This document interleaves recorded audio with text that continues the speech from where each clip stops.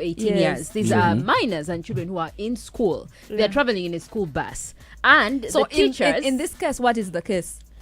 Actually, police is saying Fred Enanga has not given any case. He has not said any charge. What he's saying is investigations are ongoing. But do you know who is in trouble? Yeah. Abasomesa bali ku bus supervising. What were they doing? Exactly. Or were there no teachers on this bus? That's the same question Enanga asked. He said, but where was the teachers and where was the driver? Yo, me, I'm telling you, I saw this bus at about 8 p.m. I looked, and honestly, you would nasty never. Stuff. It was nasty. What you see in the video is God. not even half of what I saw in that bus window. But I think that these kids were on their own in that bus. You wouldn't do that. I think these kids were sent on a trip because the kids were sent on a trip. No school would do that. Some schools do that. You mean kato wine gugenda fuka musango? Wine chiati. Ati abana banywa wine. People they are whining. So gugenda fuka musango. So they are investigating what? Whining is a dirty thing. But what they're investigating mostly is the negligence, I think, on the side of the teachers and the school they authorities. know what? Not caring, not bothered, like abandoning the kids alone and letting them do that thing on their own. Like, because honestly, you could be there, it is all fun and games, and a student whining or a child whining could be a senior one. Yeah. Could be 13 or so. Exactly. Even if they are 16. That's not what 17. A parent needs to see if they sent their child to school. Whining. In school uniform or uniform, and you know, you do all these things. Wana bu video wetulabanga abana bawhining enchane gulu chichi banangi n'amazina nago mugenda tandika gatuwandikira nti omwana w'essomero alina zina mazina bwe gati. Omwana w'essomero alina ozina ng'omwana w'essomero. Azina atya? Omwana w'essomero azina atya? Bw'afuluma n'omusanga mu Mirano era alina kuzina ng'ali mu Mirano singa omwana w'essomero. Era abantu abazina ng'abaana b'essomero mabaala ngenda bafulumya.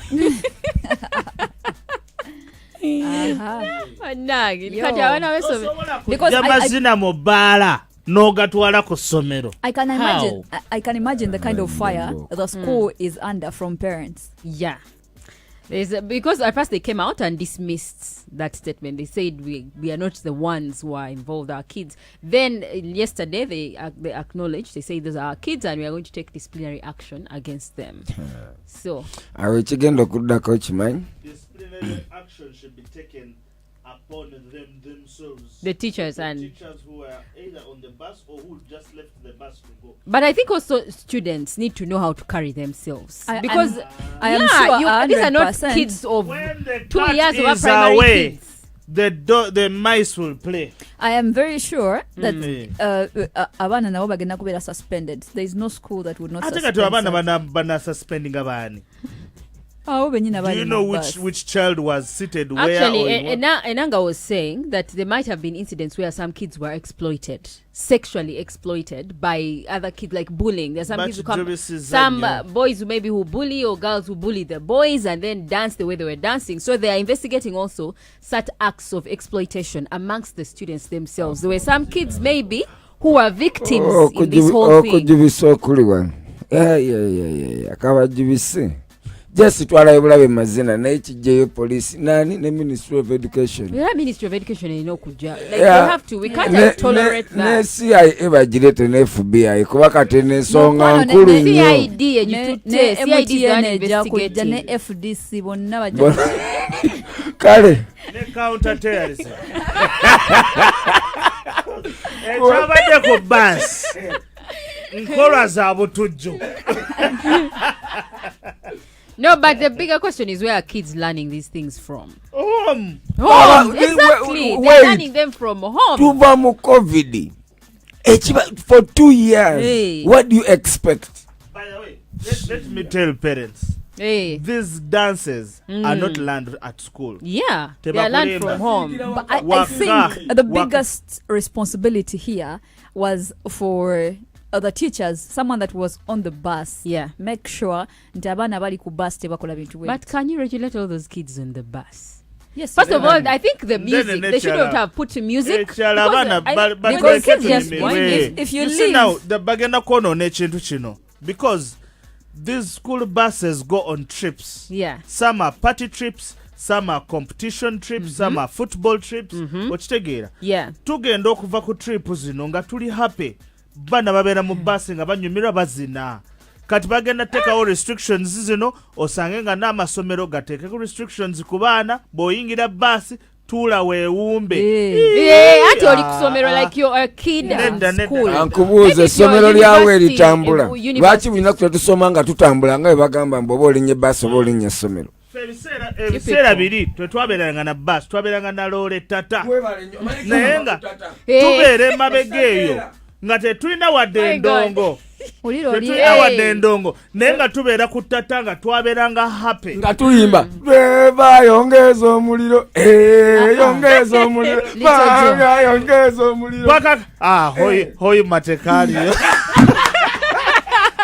balenda kubuuza oba mwakayimbako akakayimba kabeeranga ku bus oba muloole mabega nga ne batisha bali mu you'd actually think nti Little Joy akasoma kusomero ki.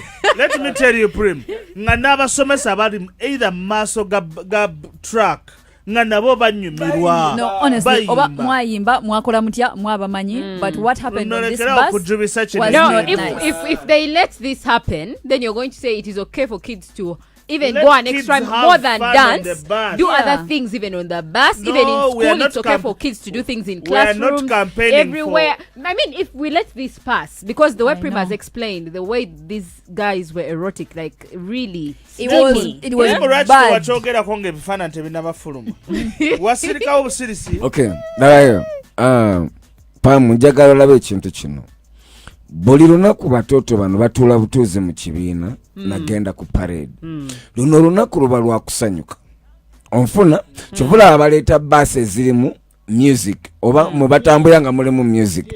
Bakubye music. Kiki osuubira ddala abaana kye balina okukola? Bw'obeera ggwe kuzina kyabadde kyakuzina lwaki FBI simanya CID simanya byani byonna biyingiramu nti buli azina alina otuula ku munne abaana badde tebalina we batuula twabadde kwerera ate weweerera ne tudda ku driver oba obuukabuka yongeza omuliro driver yongeza omulimo nawe mutugjeeko enanga wamwedda gwesa bali kuyogerako hiro mulamba Hero. Sorry, Nanga. Sorry. Okay, that one is still ongoing. Ministry of Education is also going to come with its statement because the tweet was passed by the spokesperson. He also passed a tweet after police giving its statement. Said also, as we have picked keen interest in this school, so they might close the school or revoke license. I don't know, but punish them. I don't know. Anyway, that one is done. That is done. Revoke. Now, hey. Yeah. Little Joy Ombachi, do you know what revoking means? Yeah. What does it mean? Revoke.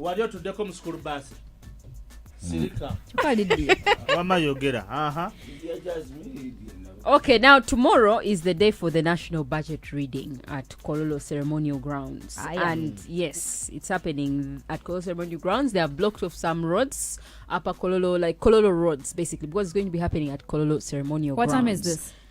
It's usually at 2. Pose anyaleta briefcase eyo. Budget is Kasaija. Matia. Kasaija yageno jireta. Matia Kasaija is going to. Alina Benz. Abera ne security tomulabanga. Ate beti bitamazire. Si yagiranga yasomanga yo gundi. Ye wamwe. Let Bitamazire. me tell you the funny thing. Kesi bagikuomwa bubi. Okitegera nengene mu mpapula. Ajokusoma budget. Very important papers no. Ajokusoma budget alabika abutaba amuwadde na chukulu. Omanya olupapula oluzito wakusinga fortune ne future. Tewali byazito wa just about printing ne bamukuuma ne ka briefcase olaba nadda n'apozinga na kumbe mulimu mpapula za Joseph. Kati police is saying at the national budget reading they're not going to allow items like guns, pistols, big bags, videos, cameras, sharp weapons. All those are not going to be allowed. There are people who enter with their knives, there's ministers who have guns. Nga tugenze kuwata matoke, tugenze kola budget. Why do we have knives? I think for security reasons, they do not want to have any of that. Yeah, but who else? Videos, cameras, whatever you're carrying. Esimu tuzijeko camera. esimu ogireke waka kuba esimu abantu batambula n'amasimu gaabwe kati bagamba no cameras kikyategeeza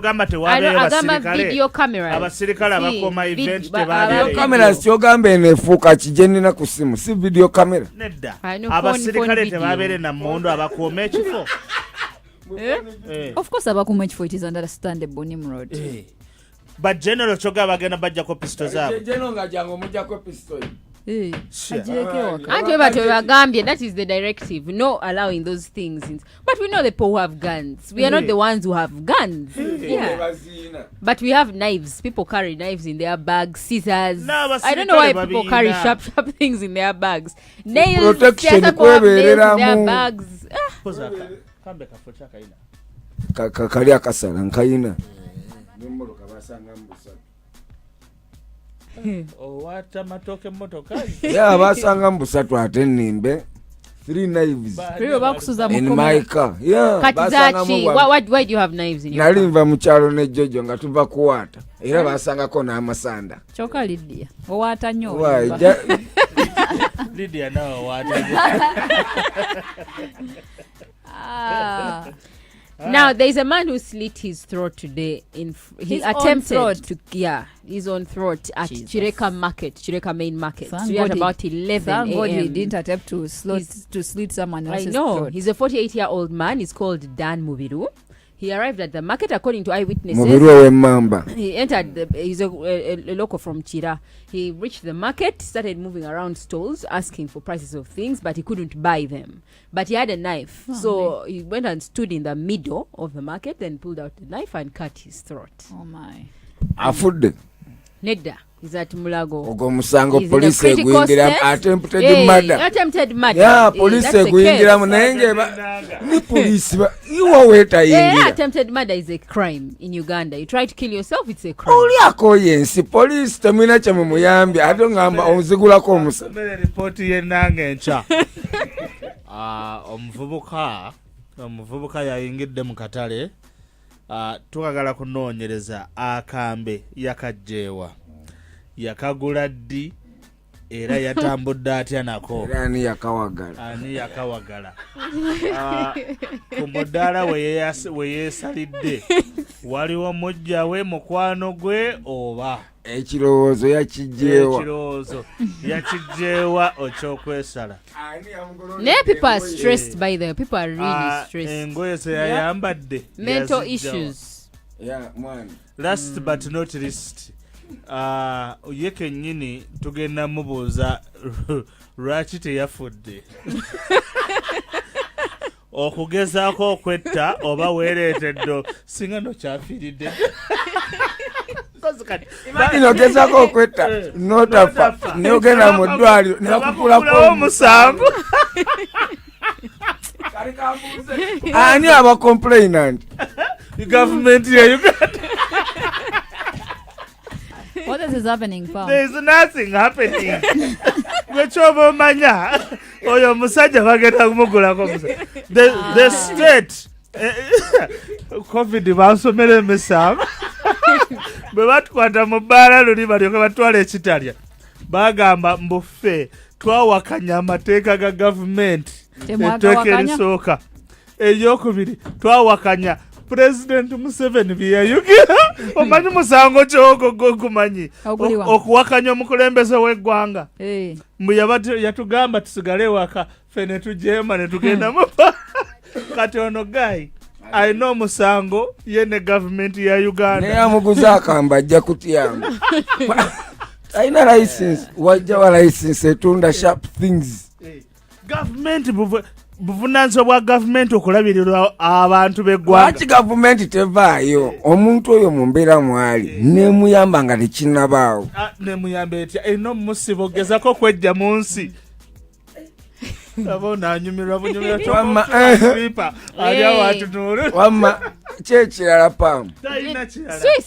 Suicide. There's also a 12-year-old boy who also committed suicide in Namayingo. How sad. He told his cousin, I'm going to kill myself. Because no reason. The cousin, the boy is like, how old? How did I say? 12-year-old. So his cousin is equally young. While they were playing outside, he said, I'm going to kill myself. Wow. The cousin thought he was just joking. In the night, he went and hanged himself. He got a wire and tied around his neck, and killed himself. So kino kigende eri aba naddala abali ku TV. Ebintu bino ebisinga babiraba nnyo mu firimu. Nga tamanyi kikivaamu. Wali mu firimu bakulaga byangu. Naye njagala gwe bw'oyawulira oba gwe toto okimanyi. Teri firimu gy'olaba yali efiiriddemu muntu wadde n'omu. Bazannya bizannyi. Tebibeera bya ddala. Omwana w'emyaka 12 amanya ati anti okwata waya n'ogiteeka mu gundi n'ogiwanika. Omanyi otya nti olina kukwata waya. Some of the things betulaba mu wrestling ne mu film ezimu, they always tell us, do not try these things at home because you're going to die. So you people think kids who are committing suicide are just trying out movies they have played? No, these kids are psychologically traumatized. Some kids are tired of being at school. There are kids recently who burnt down 2 schools because they were tired. One of them went back home. The parents sent him back to the school. He burnt the school. Kids are stressed. There's a way we always think that children do not have the brain. They're not struggling. They don't have a mind. But even a child can actually struggle. So this is why these things are sad, but they're also funny at one point. No, they can't be funny when someone has committed suicide, Nimrod. They chase you away from school. They don't chase you away. You leave school and... So your parents send you back and you get pissed. So you decide to put the school on the fire. The big roundup in the evening rush. Reloaded. Aroma.